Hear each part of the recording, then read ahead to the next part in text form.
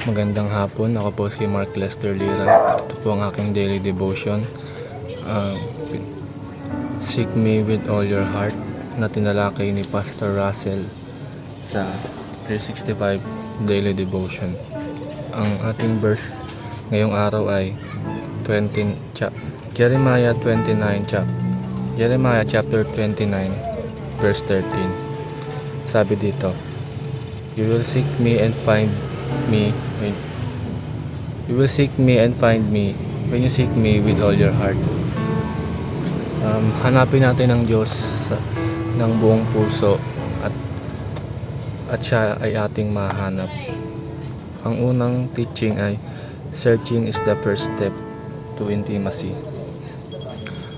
Kung gusto nating mapalapit sa Diyos, ay hanapin natin siya, mas palalimin natin ang relasyon natin sa Kanya, at wag na tayong maniwala sa ibang Diyos-Diyosan, at kalimutan na rin natin ang ating mga bisyo at masasamang gawain.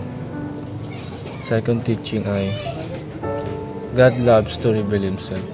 Gusto ng Diyos na ihayag ang Kanyang sarili, at gusto din ng Diyos ng intimacy sa atin. Gusto niya na maging anak niya tayo.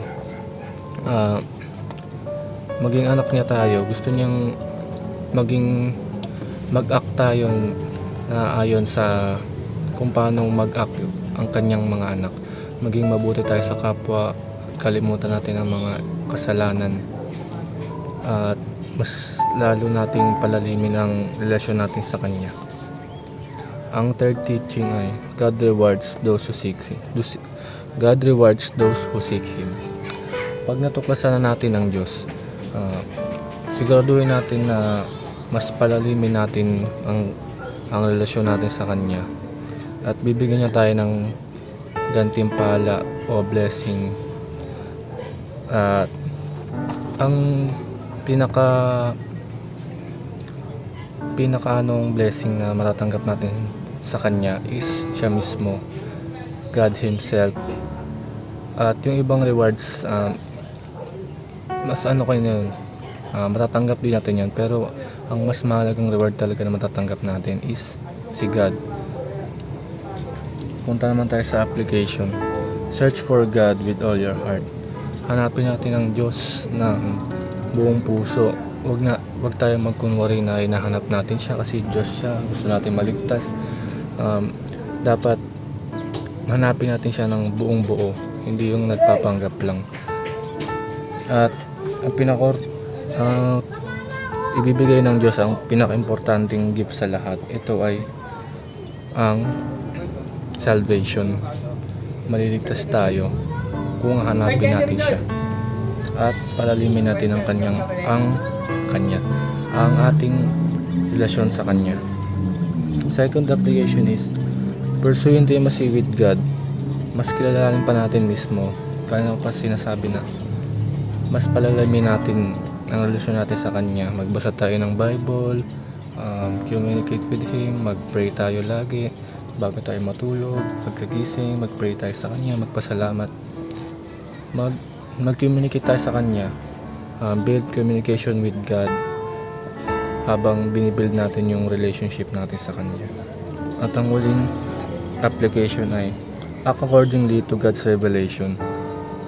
Nung nireveal ni God ang Kanyang sarili,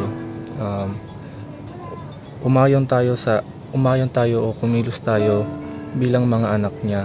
Sundin natin ang mga utos niya, talikuran natin ang kasalanan, wag na tayong sumunod sa utos ng kaaway, at huwag tayong manakit ng kapwa, at kumilos tayo talaga bilang mga anak niya.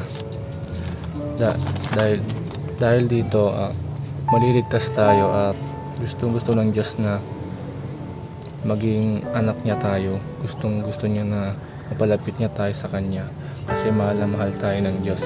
Kaya niya binigay ang Kanyang bugtong na anak na si Jesucristo, dahil love na love niya tayo. Gusto niya tayong isave sa ating mga kasalanan. Kaya mag-pray tayo lagi, build communication with Him, and pray. Yun lang po. Thank you.